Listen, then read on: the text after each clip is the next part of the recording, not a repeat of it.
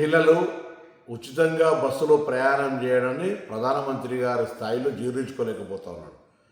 తప్పేంది, కొన్ని రాష్ట్రాలు అక్కడ నుండి మహిళల మీద వారికి ఒక ఆర్థికంగా ఉపయోగపడాలనేటువంటి ఆలోచనతో ఉచిత బస్సు సౌకర్యం కలిగేసింది.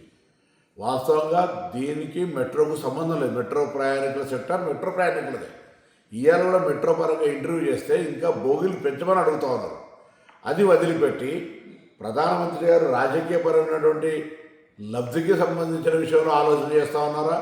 ఇంత బస్సు ప్రయాణానికి సంబంధించినటువంటి దాని మీద ప్రధానమంత్రి గారు ఎందుకు ఆ విధంగా వ్యవహారం చేస్తుందో తెలియదు. కానీ తెలంగాణ రాష్ట్ర ప్రభుత్వం కాంగ్రెస్ పార్టీ తప్పకుండా మహిళలకు ఎవరన్నీ తెలంగాణలో ఉన్నటువంటి హైదరాబాద్లో మెట్రో వాళ్ళు ఏం చేసినా ఇంకోరు ఏం చేసినా ఉచిత బస్ ప్రయాణం అనేటువంటి ఏ ఇబ్బంది భవిష్యత్తులో ఉండదు.